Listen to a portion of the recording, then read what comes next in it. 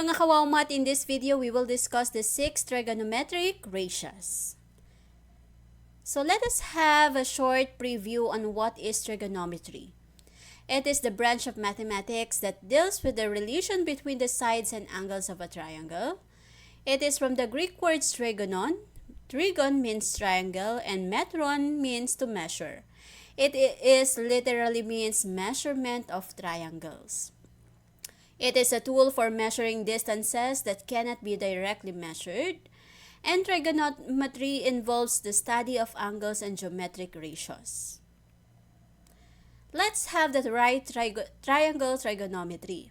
So in right triangle trigonometry, it is often used to find the length of one side or the measure of an acute angle of a right triangle.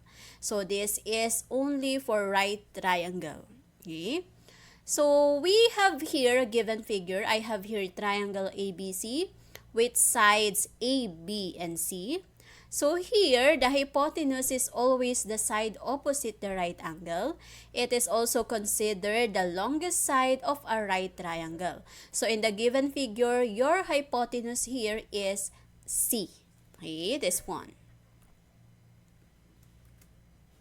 Okay, so this is your hypotenuse. This is always opposite your right angle. So this angle is a right angle. How did you know that it's a right angle? Because of this symbol. So kapag meron po tayong foot dito, automatic this is a right angle. So the side opposite the right angle is always your hypotenuse, and this is also considered as your longest side. Next, the side opposite an angle is called an opposite side, and the side which is also a side of the angle is called an adjacent side. So let's have this one. So if this is your angle, have angle A, so the opposite side is this one. So we have A. Okay, small letter A. So this one, if we have angle A, the opposite side is small letter A. And the side adjacent. So pag sinabing adjacent, katabi. So the side adjacent of this opposite side, eto po yun, this is what we call the adjacent side. Okay? So this is your angle, this is the opposite side, this is the adjacent side. If this is your angle, this is the opposite side, this is the adjacent side. So again, this cannot be your adjacent side, and this cannot be your opposite side. Okay, so if this is your angle, opposite, adjacent. If this is your angle, opposite, adjacent. So I have here triangle ABC. In relation to angle A, so ito na nga po yon. This A, small letter A, is your opposite side, while B is the adjacent. In relation to B, this is your opposite side, your small letter B, and A is your adjacent. Let me remind you that your opposite and adjacent side can be interchanged depending on the angle. Okay, so depende po sa angle. Kung ito yung angle mo, ito ang opposite, ito adjacent. Kung ito ang angle, ito po ang opposite, this is your adjacent. Ito po palagi ang ating hypotenuse. This cannot be an adjacent side and your opposite side. The 6 trigonometric ratios. So ano-ano ba itong 6 trigonometric ratios? So dapat familiar tayo dun sa opposite, hypotenuse, and adjacent. So paano ba natin malalaman that that is the opposite, the hypotenuse, and the adjacent? So given this right triangle, this is always your hypotenuse, opposite your right angle. And then this is your opposite, this is your adjacent. Since nandito yung ating theta, so ibig sabihin ito yung angle, opposite ito, adjacent. Okay? So what are the 3 primary trigonometric ratios? We have the sine, cosine, and tangent. So ito po siya. Since we have here our angle which is theta, so ito po yung theta natin. So this is sine theta. Okay, kapag sine, Tatandaan po natin for sine theta, that is opposite over hypotenuse. So, ito po siya. Pag sine, ulitin ko, opposite over hypotenuse. Okay? For our cosine theta, we have the adjacent. So, ito po, cosine theta. Ito pa rin po yung angle kasi theta po tayo. So, for cosine, that is adjacent over hypotenuse. And for tangent theta, we have opposite over adjacent. Okay, so I will give you a tip later on how are you going to easily remember the given pattern. Okay, so for sine, opposite over hypotenuse, cosine, adjacent over hypotenuse, and for tangent, we have opposite over adjacent. Now, aside from these three primary trigonometric ratios, we also have its reciprocal. Okay? So, we also have its reciprocal. So, we have the secondary trigonometric ratios that are cosecant, secant, and cotangent. Okay? So, we have this table. So, for cosecant, this is the reciprocal of your sine. So, kung ang sine natin ay opposite over hypotenuse, then your cosecant will be hypotenuse over opposite. And then for your secant, we have, this is the reciprocal of your cosine. If your cosine is adjacent over hypotenuse, then your secant will be hypotenuse over adjacent. And then for cotangent, we have, this is the reciprocal of tangent. If your tangent is opposite over adjacent, then your cotangent will be adjacent over opposite. Okay. So, hindi siya mahirap for as long as you memorize the pattern for sine, cosine, and tangent. Dahil kapag alam po natin ito, then alam na po natin ito. Why? Kasi this is just the reciprocal of your primary trigonometric ratios. So, for you to easily remember this pattern, we have the sine, opposite sine. Just remember the acronym SOHCAHTOA. Okay, so SOHCAHTOA, ito po yung lagi nating gagamitin, tatandaan.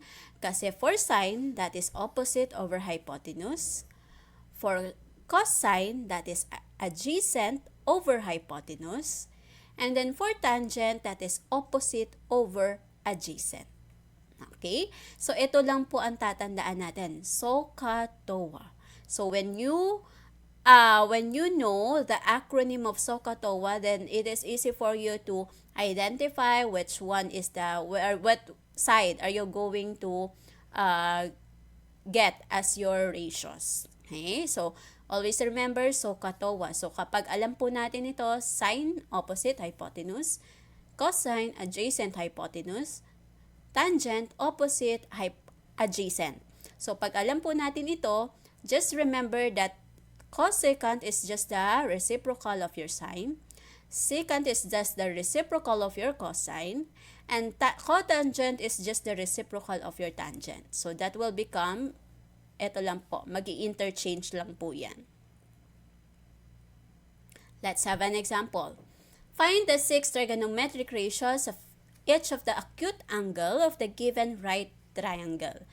So, we have here triangle ABC with the given measures of 4, 3, and 5. So, we have here our hypotenuse, this is 5.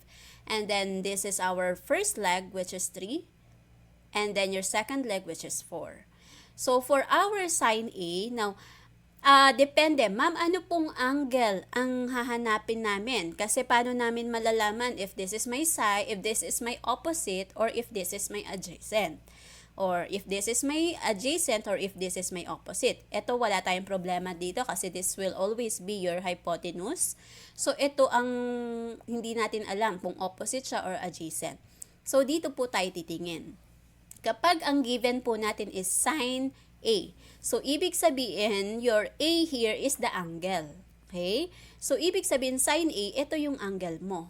Okay? Now, tatandaan na kapag meron po tayong opposite and then adjacent, so, ito po yung ating sine A. Diba? Pag sinabi natin sine A, Alright, so pag sinabi nating sine A, ano ba ang sine natin? We have the opposite over hypotenuse. So that is sine opposite over hypotenuse. So we have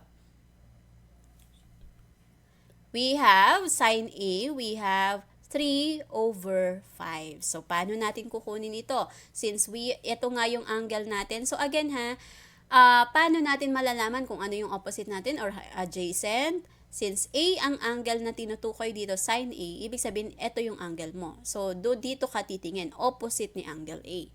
So, opposite, that is 3. And then, your hypotenuse is 5. Ayan po, kaya 3 over 5. Ang sine A mo ay 3 over 5. Now, for cosine A, so this is still your angle. For cosine, that is adjacent over hypotenuse. So, ka. Okay, so adjacent over hypotenuse. So, this is your angle. So, adjacent. Ito po yung ating adjacent. And then, this is your hypotenuse. So, 4 over 5. And then for our tangent A, your tangent A is opposite over adjacent. So, TOA, opposite over adjacent, this is your angle A. So, opposite, that is 3. Adjacent, that is 4. So, that is 3/4. Next, so again, cosecant is just the reciprocal of sine, secant is just the reciprocal of cosine, and cotangent is just the reciprocal of tangent. So, madali na po ito. Pag nakuha nyo po yung primary trigonometric ratios, makukuha na po natin yung secondary. So, ano po ang pattern nito? This is just the reciprocal. So, hypotenuse over opposite. So, 5 over 3. This is hypotenuse over adjacent. So, this is 5 over 4. And then, for your cotangent A, this is adjacent over opposite. So, this is 4/3. Okay? Now, let us try for sine B. Now, since we have here B, so ibig sabihin dito naman po tayo. So, eto pa rin ba ang opposite natin kapag B na po? So, B na po tayo. Kanina A. So, ayun ang opposite natin. Ito ang adjacent. Now, this time, B na po tayo. So, alin na po dito? Kung ito yung angle, ano po ang opposite? Ito na po ang opposite natin. So, magpapalit tayo ngayon. Okay? So, ito yung sinasabi ko, depende po sa angle. Kung ano po yung angle mo, yun po, depende po doon yung opposite. So, ito ngayon ang opposite mo kasi your B is your angle. This will be your adjacent. So, sine B, again, opposite over hypotenuse. So, opposite 4 over 5. And then for cosine, we have adjacent over hypotenuse. So, this is your angle, adjacent. So, 3 over 5. And then for tangent, that is opposite over adjacent. So, from your angle B, that is opposite 4 over adjacent. So, that is 4/3. And then, kukunin lang natin yung reciprocal nito. So, cosecant B, that is 5 over 4. For your secant B, that is 5 over 3. And your for cotangent B, that is 3/4.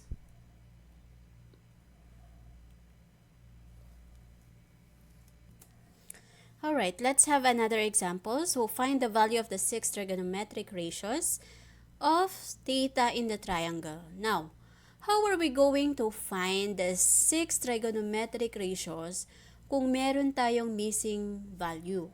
Okay, so kailangan mahanap muna natin to. So, based dun sa mga previous tutorial natin, anong gagamitin natin para makuha natin ang measure ng isang side ng right triangle? Gagamitan po natin siya ng Pythagorean theorem. Okay, so, panoorin po natin yung previous tutorial natin about dito. Okay, so that is c squared is equal to a squared plus b squared. So our c squared is referring to the hypotenuse. So since yun ang unknown natin, yun ang missing value, yun po yung r squared is equal to a squared plus b squared. So 6 squared plus 8 squared. Now, so we will be squaring both sides of the equation. So this will become r. And then this one will be square root of 6 squared plus 8 squared, or the sum of the squares of 6 and 8. Okay?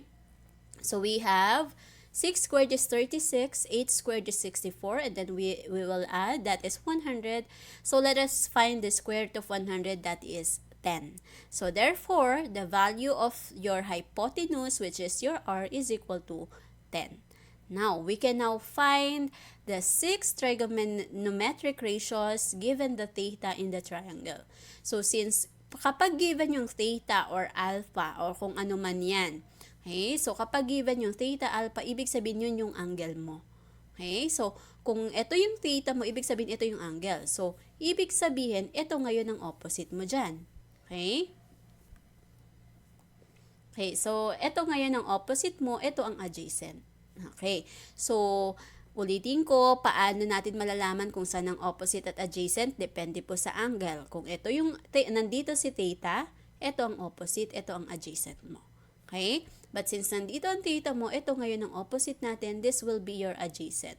So, sundan lang po natin itong SOHCAHTOA na sabi ko para mas madaling tandaan. So, yung sign natin, opposite over hypotenuse. So, this is your opposite, 6 over hypotenuse. So, that is 6 over 10. Okay, so 6 over 10, get the lowest term, that is 3 over 5. Next, for cosine, we have adjacent over hypotenuse. So, this is your adjacent over hypotenuse. So, that is 8 over 10, get the lowest term, that is 4/5. For tangent, that is opposite over adjacent. So, from here, opposite 6 over adjacent. So, 6 over 8, get the lowest term, that is 3/4. And then, madali na po ito. Ito po ay reciprocal lang po nito. So, your cosecant is 5 over 3. 10 over 6. So, lowest term is 5 over 3.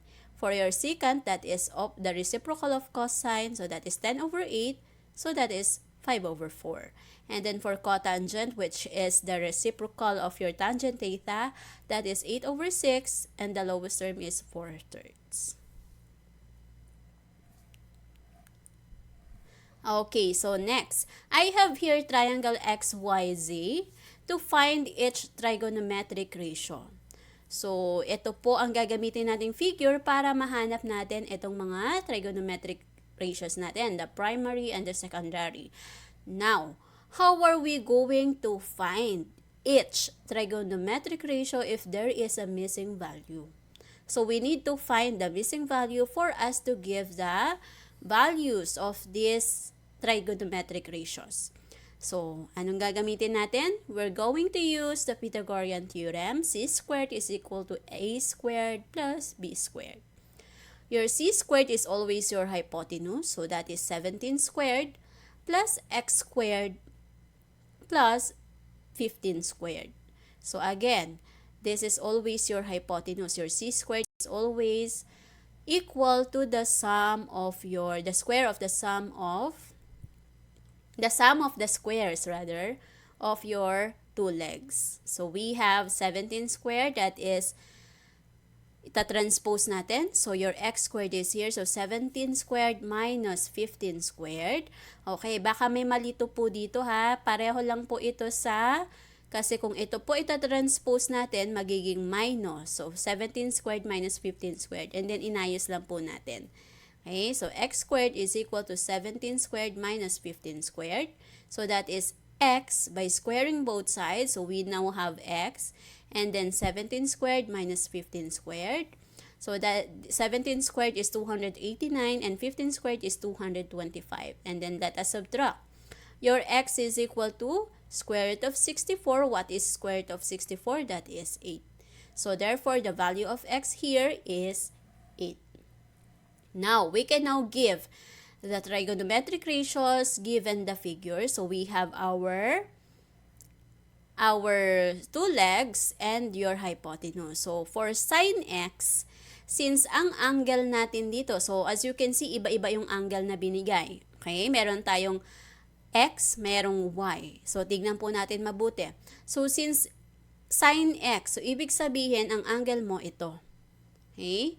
So, kung ito ang angle mo, sine. Ibig sabihin ng sine, opposite over hypotenuse. So, ito yung angle, opposite over hypotenuse. Okay? So, ito po tingnan natin, sundan.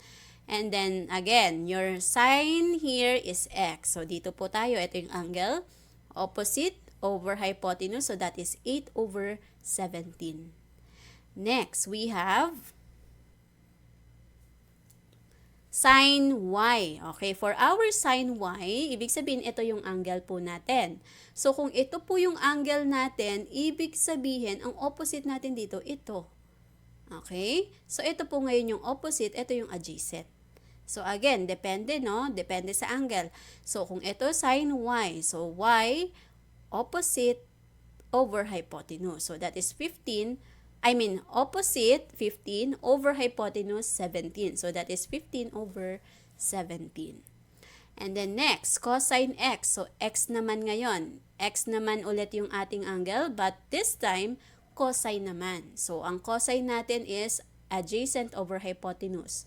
So, from your angle x, adjacent, this is your adjacent, 15, over hypotenuse, so 17, so 15 over 17. And then for cosecant y, so this is your y. Cosecant is the reciprocal of your sine. Okay? So, kung reciprocal siya ni sine, given na yun. Okay? So, even without looking at the figure, so makukuha natin siya kasi nakuha na natin kanina si sine y. E pareho naman yung angle, y din to. Cosecant is the reciprocal of sine. So, ano lang natin to, kunin natin inverse. So, that is 17 over 15. And then for our tangent y, so ito po si y, angle y, tangent is opposite over adjacent. So, this is your opposite, 15, over adjacent is 8. So, 15 over 8. And then for secant x is the reciprocal of cosine. Okay? So, eto na po yung gagamitin natin kasi x din naman ito. So, x yun. So, hindi pwedeng halimbawa ito.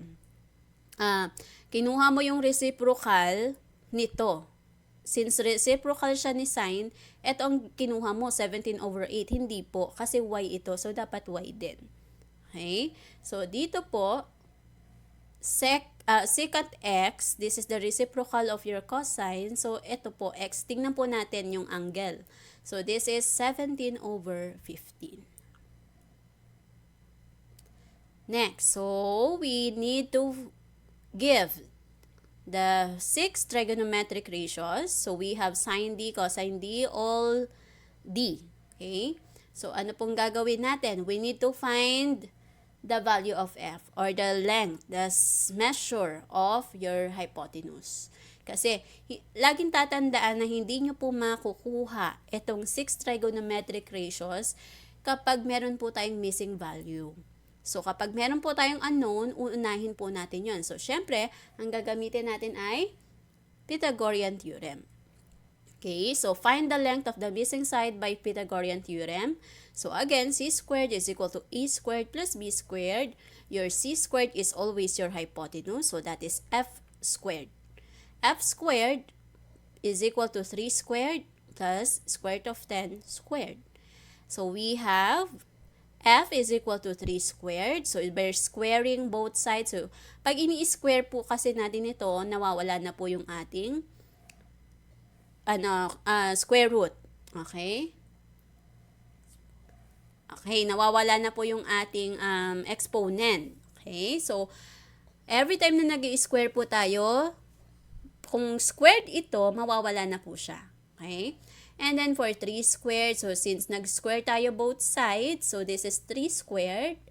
And then, since naka-square din po ito, mawawala, may eliminate na po itong ating radical sign. Okay? So, magiging ano na lang po siya. We have 3 squared is 9 and then this will become 10. So, your f is equal to square root of 19. So, yun po ang ating measure ng hypotenuse. So, that is square root of 19. So, we now have the complete measures of the sides of the triangle, right triangle. So, we can now give all the 6 trigonometric ratios. So, for sine, our sine is opposite over hypotenuse. So, since our angle is D, so D, dito tayo. So, this is your opposite, 3 over hypotenuse, square root of 19. So that is 3 over square root of 19. But since we are not allowed to have square root in the denominator, so we're going to rationalize. Okay, so by multiplying both the numerator and denominator by the square root of 19. So we will have 3 square root of 19 over 19. Since pag minultiply natin ito, makukuha nyo rin po yung perfect square niya. So, in short, o yung pinakamabilis dyan, just copy. Okay? Kasi pag minultiply mo yan, perfect square din po yun. So, we have cosine D. So, D pa rin yung ating angle. Your cosine is adjacent over hypotenuse. So, this is your adjacent. Ito yung hypotenuse. Hypotenuse.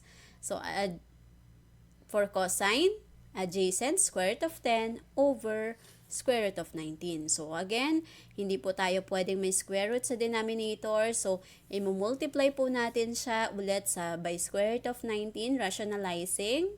So, that is square root of 190 over 19. Next, so we have tangent D. So, your tangent is opposite over adjacent. So, opposite, this is your opposite, 3 over adjacent, this is square root of 10. So, we have 3 over square root of 10. Again, multiply natin both the numerator and denominator by square root of 10. So, we now have 3 square root of 10 over 10.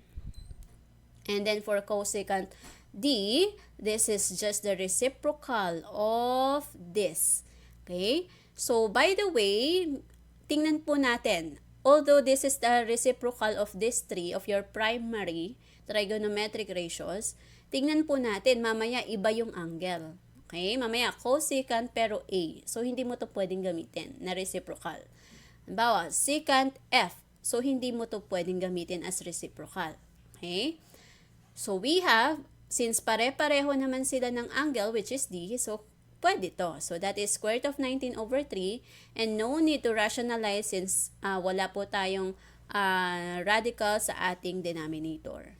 And then, for our secant D, we have square root of 19 over square root of 10. Meron ulit, so multiply natin by square root of 10, we have square root of 190 over 10. For our cotangent T, this is the reciprocal of this. So, square root of 10 over 3. Let's have example number 5. So, given the theta, an angle in a right triangle, and sine theta is equal to 5 over 13. So, find the remaining trigonometric ratios of theta. So, dito, meron na tayong given na isang trigonometric ratio, which is the sine theta. So, pinapahanap sa atin yung 5 pa. So, paano natin hahanapin yung 5? So, given the measures, 5, 13, and known, our x. Okay? So, anong una natin gagawin? Para makuha natin to, use the Pythagorean theorem. So, this is your hypotenuse. So, this is your 13 squared is equal to 5 squared plus x squared. So, for us to get the value of x, so x squared is equal to 13 squared minus 5 squared. So, we have, by squaring both sides, we have x, and then 13 squared of 13 squared minus 5 squared. So, x is equal to 13 squared, that is 169, minus 5 squared, that is 25. By subtracting 25 from 169, we now get 144. So, square root of 144 is equal to 12. So, therefore, the value of x is 12. So, the measure of this side is 12. Now, let us find the the remaining trigonometric ratio. So, 5 na lang po sila kasi given na po ito. So, paano natin makukuha? Since yung sine theta natin, sine is opposite over hypotenuse. So, 5 over 13, ayun na po siya. Let's proceed dito sa ating cosine theta. So, dito, since ito yung angle mo, theta, so ito po siya. So, ang cosine natin is adjacent over hypotenuse. So, this is your adjacent over hypotenuse. So, 12 over 13. For tangent, we have opposite over adjacent. Again, this is your angle, your theta. So, opposite, 5 over adjacent, 12. So, 5 over 12. For cosecant, this is the reciprocal of your sine. So, pwede mong kunin yung reciprocal na lang po nito dahil pareho naman silang theta yung angle. Okay? So, theta naman yung angle. Sabi ko nga, pwede mong gamitin yung reciprocal na lang. Madali na lang siya. Just get the reciprocal of your primary trigonometric ratios kung pareho yung angle. Pero kung hindi, you really need to look at your figure. Okay? So, since pareho po silang theta, just get the reciprocal. That is 13 over 5. Secant is the reciprocal of cosine, so 13 over 12. And then cotangent is the reciprocal of tangent, that is 12 over 5. So we have these 5 remaining trigonometric ratios of theta. Next, given tangent theta is equal to 5 over 2 square root of 6, so we are asked to find cosine theta and tangent alpha.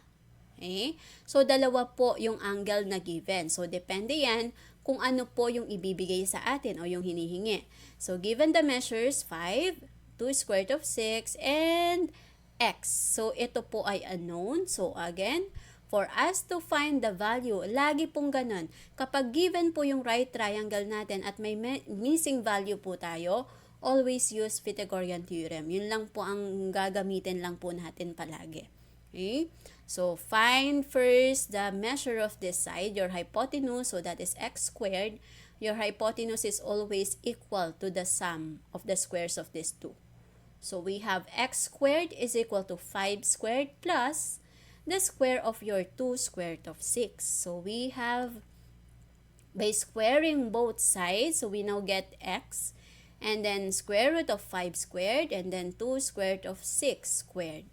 So, we have now 5 squared is 25. This is 2 times 2, that is 4. And then, pag in-square natin to, may eliminate lang po itong radical side natin. So, that is 6. So, we have 25 and then 4 times 6, that is 24. So, since naka-parenthesis po ito, unahin po natin siya. Okay? So, 24.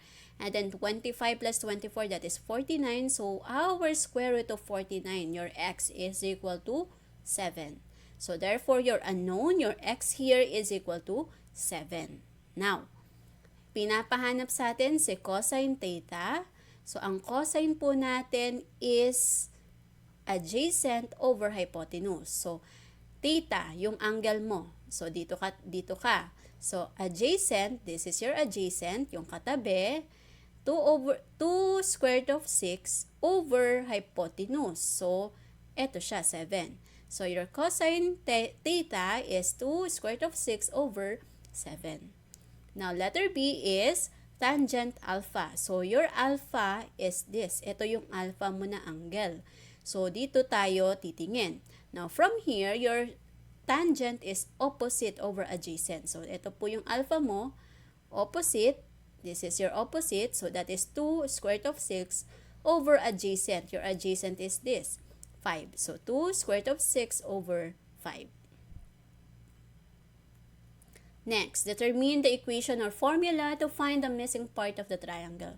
So, in this example, we just need to find the equation or the formula. Okay? So, hindi pa tayo magko-compute dito. Okay? So, equation and formula para masanay lang po tayo na paano siya isosolve. Dapat alam mo yung equation o formula. Okay? So, ang pinapahanap sa atin is y. So, paano natin masosolve si y? So,